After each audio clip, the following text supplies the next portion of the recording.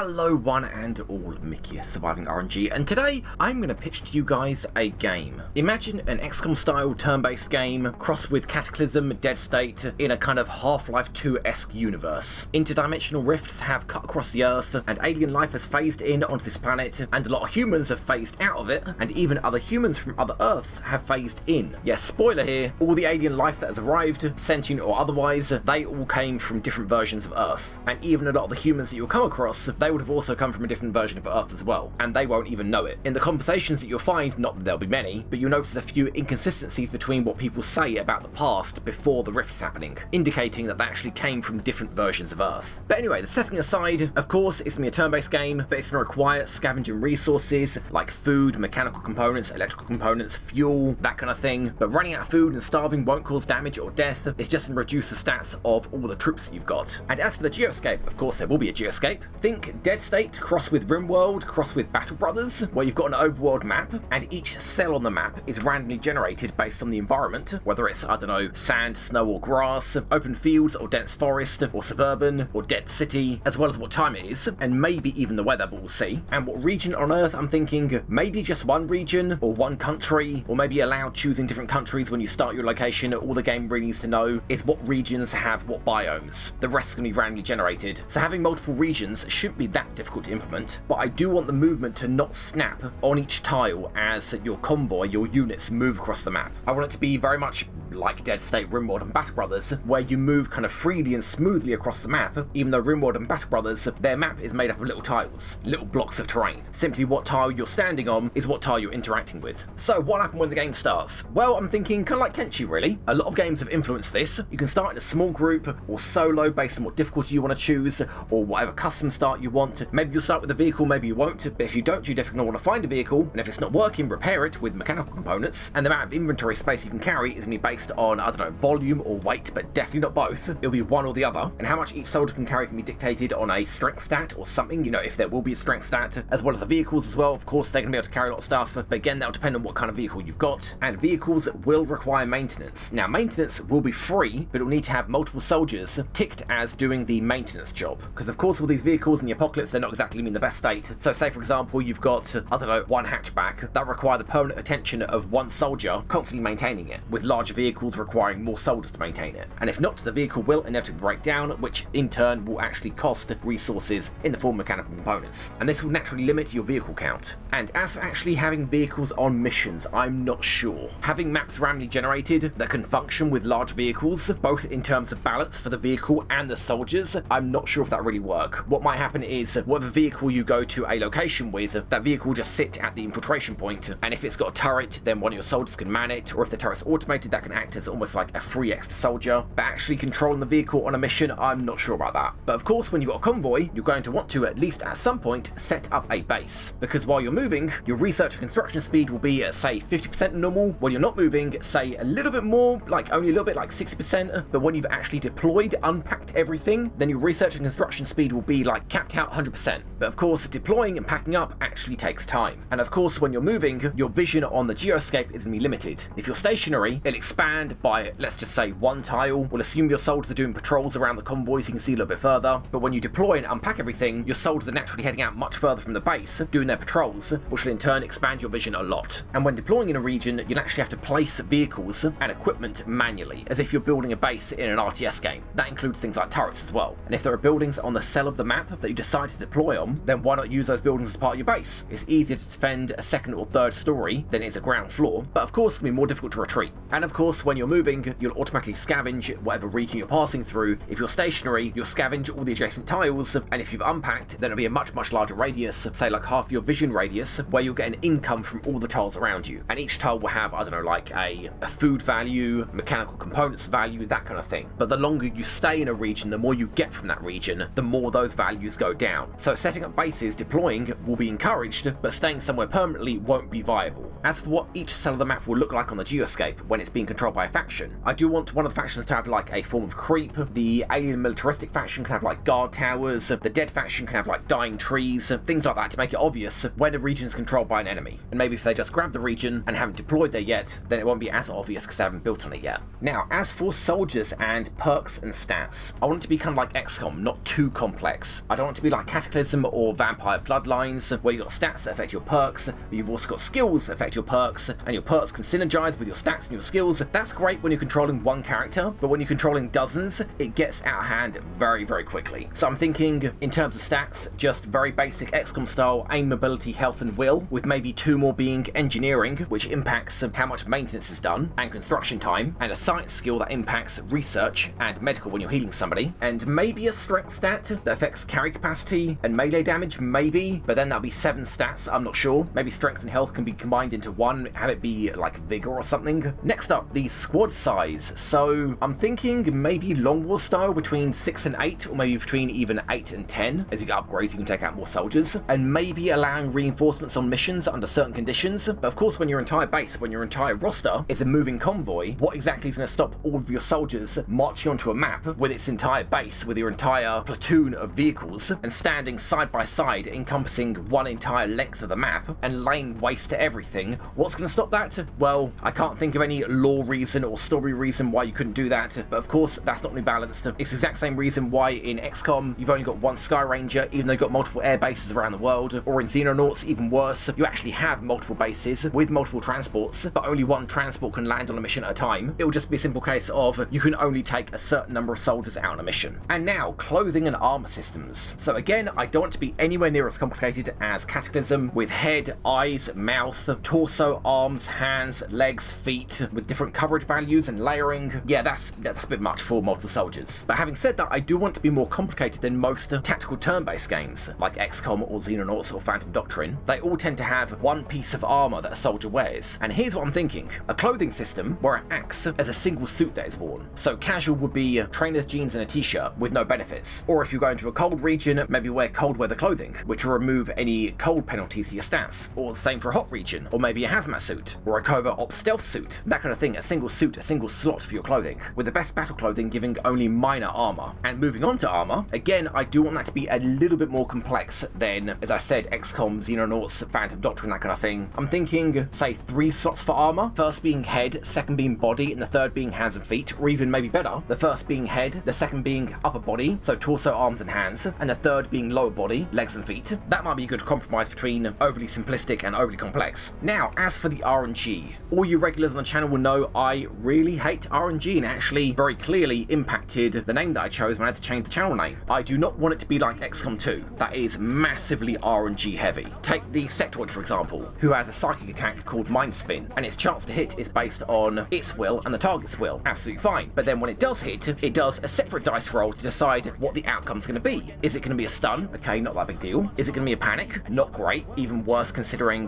based completely on RNG, they could panic and run out of cover. Or is it going to be even worse and potentially mission ending if the Sectoid's in a good position and you're not? A mind control. Just completely picked at random. You have no input on that RNG roll whatsoever. Or another great example, the Lancer with its melee attack, of which why XCOM 2 decided to add RNG rolls into melee attacks when XCOM 1 didn't, and it worked great there, I have no idea. And on top of that, more RNG, critical now applies on melee attacks. Although technically, that's not a different RNG roll, it's the same RNG roll, because in XCOM 2, chance to hit and chance to crit are one and the same thing, which is why the enemy are always taking pot shots into your troops in full cover. When they do hit, it seems like they crit a lot, because of course they actually do. If say for example, an enemy has a 10% chance to hit one of your troops and a 5% chance to crit them, if it does hit, that 5% chance to crit all of a sudden becomes 50% chance to crit, because it's the same number, it's the same RNG roll. Why they did that in XCOM 2 compared to how it was in XCOM 1, where it was done properly, 2 separate RNG rolls, I have no idea. But anyway, I'm getting off topic. Let's move back. The Lancer's melee attack as an example. If it does hit, again, like the Mind Spin, what are the results of that? Does it do nothing? Does it stun the target? Or does it knock them out permanently for the mission? A dice roll that you have no impact in, no way to affect it. As a general rule of thumb, I'm thinking for the gameplay, if you can get away with something for it not to have RNG, then don't give it RNG. So basically all the abilities, they won't have RNG rolls. But of course there will still be basic RNG, base RNG rolls, like with XCOM, shooting against cover, side attacks against will, that kind of thing. But I was also thinking, to help mitigate RNG, have some sort of overwhelm system, where say having 3 aim bonuses stacked stacked against a single target, say for example height advantage or whatever form of holo targeting or flanking them, having 3 of those bonuses guarantees 100% chance to hit, which will then be mitigated by debuffs. So if a target is stunned, then they'll count 1 or 2 against the overwhelm bonus. And of course, don't worry, all of these aim bonuses will affect combat normally, so height advantage will be 10 or 20 plus to hit, holo targeting 5 or 10, whatever. Flanking a target of course means you're shooting without them being in cover, so those of course will act normally outside of the overwhelm system. And captures, yes, captures will definitely exist, but I'm thinking it's being more like Xenonauts crossed with invisible ink. So a lot of weapons will do consciousness damage, or let's just say KO damage, like flashbangs, stun guns, trank darts doing damage over time. Some melee attacks like punching will do minimal health damage as well as a little bit of KO damage, so they'll have their initial health bar that'll always be visible, as well as a KO bar, or awareness bar if you want to call it, that'll appear when they've taken damage to it, and that bar will regen every turn, but when it reaches 0 the target will be knocked out for a certain number of turns, which will be indicated. Maybe the number of turns will be knocked out will be based on what kind of unit it is, and the awareness bar or consciousness bar regen will be based on the amount of will it's got, something like that. But, and this is Invisible Ink's influence, the target can be stood on and pinned in place, preventing the KO timer from ticking back up, or you can KO hit them again to reset the timer or push the timer back to its limit. And if you want to capture them, it might be a good idea, although not 100% necessary, to restrain them. Now restraining them is going to depend on what kind of unit they are. If they're psionic, you're going to want to have some sort of tech built to put on their head. If they're mech, you're going to want some sort of EMP field attached to them. If it's a human, you know what, bit of rope will do fine, or handcuffs, but like with Invisible Ink, carrying somebody will also count as pinning them, and you can carry them back to the extract as you would with loot to do interrogations or autopsies, stuff like that. And then how many classes will there be? Well, I'm thinking very much like Long War, although 8 may not be necessary, maybe 6 or 7 depending on what's needed to balance everything, and I'll get to why later, but let's just say there are going to be a lot of secondary perk trees that the game will have, with each of the factions having their own perk trees, with some of them even having a lot of them. So maybe as many as 8 classes won't be necessary and 6 or 7 will be fine, but again it will depend on balance. So as you can see, I kind of want the mechanics to be kind of very versatile OG XCOM Xenonaut style. I want to be able to grab items, drop them,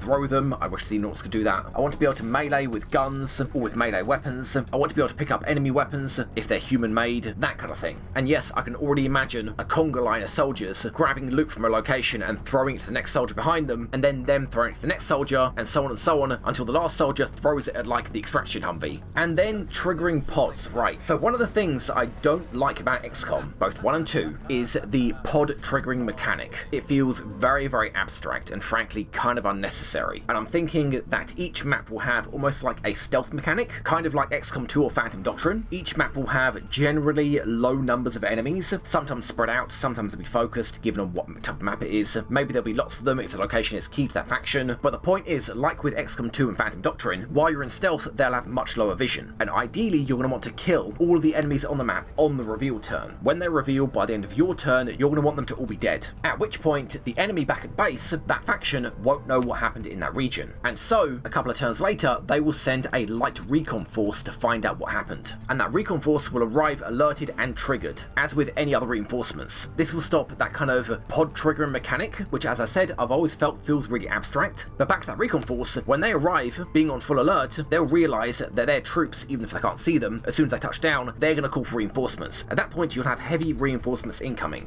and that might be a good time for you to start leaving. And if you can't kill the initial enemies on the map, on the reveal turn, they're going to call for the heavy reinforcements straight away. And that, guys, is time to leave. Grab what you can, do what you need to, and get out before you get overwhelmed. These maps, these missions, these map cells, tiles, they can be captured, but you won't have the firepower to do it in the early game. You just need to loot what you can and get what you need done quick and leave. Later in the game, you will be able to hold off the enemy reinforcements and push them back and actually take control of the region. Bearing in mind, region numbers will also get affected by adjacent tiles on the map. So if two factions have just fought, enemy numbers in adjacent tiles are going to be very, very limited, because they just expended their forces in the region fighting each other, regardless of who won. And now, moving while out of combat, as I said, almost all the missions will start in stealth, and moving outside of combat can be very boring. Now with something like Dead State, they did it so that moving is real time, which I don't really want to do. It makes it really jarring when combat starts and everybody kind of snaps to the grid. So I'm thinking have like a formation move button, where everybody in the formation they're currently in will move as far as the slowest soldier can reach, or maybe have a toggleable button like Kenshi does, where they can move maximum speed, and people that move slower will just get left behind. And then cover, yes, I'm going to have a lot of influence from Long War here. Although cover will be destructible, like XCOM, Xenonauts, Phantom Doctrine, that kind of thing. Cover, yes. Terrain, no.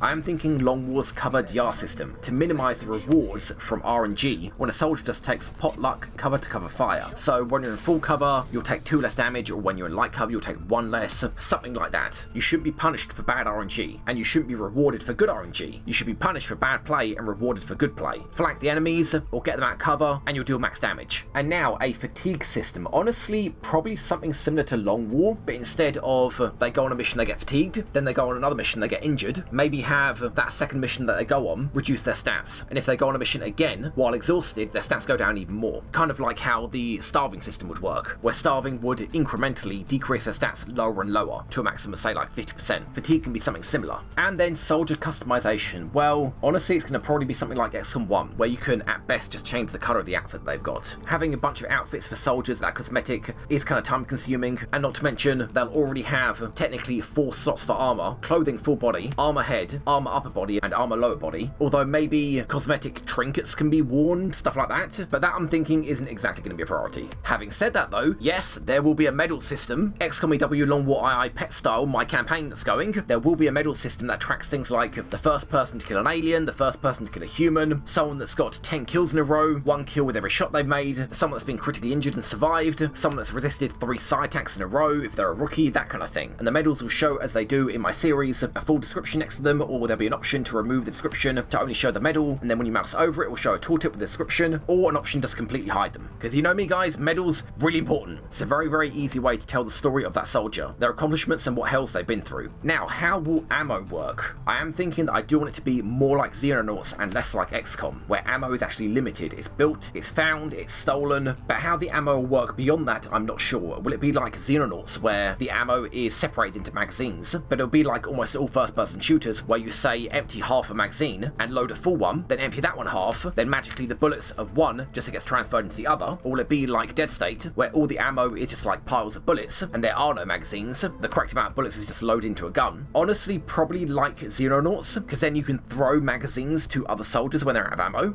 And then the AI. So I have no illusions here about incredible AI, but I don't want it to be like XCOM 2. XCOM 2's AI is so robotic. It's like, Sectoid, oh no, he's flanked you. No, it's okay, he's not going to shoot, he's just going to do a side attack, even though shooting will be much, much more dangerous. Or you just Overwatch, the first thing the enemy does, shoot the person overwatching and try to break the Overwatch? No, just have somebody run it. Doesn't matter, just run it, just go. Why not? There's one soldier left, have him retreat every time, without fail. I don't want it to be like that. I do understand it will be like a flowchart style AI, where if blank, then do blank, and if not blank, then do other blank, that kind of flowchart. But I do want the AI to actually make the wrong choices sometimes based on a percent chance. Maybe have that percent chance based on, I don't know, the number of enemies that are left to show the enemy getting desperate, doing things they wouldn't normally do, or have it tied to that unit's awareness meter, showing that they're getting panicky, that kind of thing. Now, no more complex AIs are possible, but I've seen people much smarter than I am really struggle to make it viable for games that are much less complex than what I'm describing, like creating a system where it calculates all the possible moves, grades them on what would have the best outcome, and then picks from there. That'd be great and everything, but it's not exactly viable. And then research. So how will research work? I've always found XCOM's research being, again, kind of abstract. It takes a lot of experience to understand where the research tree goes. I'm thinking it'll be more like RimWorld's research tree, where it will actually be a research tree. Now granted, maybe not have everything in the tree visible, but say if you're currently doing a research, you can see with full descriptions what researches come after that one. And one tier beyond that, you can see no descriptions, almost like a generic name of what research comes after those researches, giving you an idea of where the research tree actually heads to. And now the control scheme. So I've been asked a lot, what control scheme do I prefer? An action point system, like Xenonauts, OG XCOM, that kind of thing, or a 2-move system, like the more modern XCOM games? And I've always answered, it depends on how many soldiers you're controlling. If you're controlling a lot of soldiers, then I think a 2-move system actually works better. But if you're controlling few soldiers, then an AP system works better, because it allows more possibilities. Unfortunately, most games do the opposite of what I'm describing. Most mainstream turn-based games give you few units to use with few actions, whereas the more complex games give lots of units to use with lots of actions with AP. And I was originally thinking something almost like Invisible Ink that uses an AP system but keeps the numbers low. So instead of like Xenonauts where moving one tile is like 4 AP, diagonal it's like 6, crouching and turning you're using AP there as well, I'm thinking Invisible Ink does it much better. Keep the numbers low, moving one tile with 1 AP, diagonals 1.5, even though vanilla Invisible Ink doesn't actually show 0.5 XP and you have to get a mod to show that. But either way, any actions that cost AP would only cost 1 AP. But I later thought Phantom Doctrine, funnily enough, I think does it best. It blends both a 2-move system and an AP system. Basically, say for example, if you've got 5 mobility, you can move twice, and each time you move 5 tiles. But if you get 6 mobility, you can move 3 times, but only move 4 tiles each time you move. That, I think, would be the best middle ground, the best of both worlds. Because then you can have multiple moves, but you're not moving like 1 tile at a time, checking to see if you'll trigger, but you can still make multiple moves, and actions can still consume move points. And even better, on the stat screen for a soldier, you can put the cursor on the mobility stat and have a tooltip showing at what level of mobility what it will give you, how many moves and how many tiles you can move with each move. And then as for shooting, so I want to be very careful for it not to become like XCOM, where multi-shot perks are god, where a soldier without multi-shot perks is useless, and a soldier with a couple or several multi-shot perks just destroys everything. So I'm thinking, design the game around all soldiers having 1 shooting point, like Phantom Doctrine, but maybe at like corporal rank, or whatever the equivalent is, kind of quite low level, they get a 2nd shooting point, and that's just completely unconditional. As for other multi-shot perks, I'm not sure about that. I'll be hard pressed to not think of perks, conditional perks, like with XCOM, like Close Encounters, CCS, Hit and Run, that kind of thing, and not want to add them. Of course, it'll depend on the balance, but as I said, with quite low level soldiers, at say for example Corporal, having 2 shooting points, and building the game around that, having other multi-shot perks won't have as much of an impact if they can already shoot twice, if that makes sense. And then the graphics, right? So, I mean, 2D pixel art or 2D thick line cartoons, ideally I'd love it to be 3D, even though I have no illusions that's going to be a good looking game. It will likely be like cell shaded even. I do want it to have like XCOM or Phantom Doctrine style, where you go to shoot and the camera goes down over the shoulder, because although I absolutely despise XCOM 2's style over substance approach, I do understand that style is important. It affects how the game feels, and how a game feels is going to heavily impact how much fun you're having with it. And then the sound design. So I'm thinking very XCOM style, audio cues for the enemies, but instead of having it be very specific to what enemy is, have it be a bit more generic. The first noise you'll hear in an audio cue will show you what faction it is. That sound effect can be like the units of that faction talking.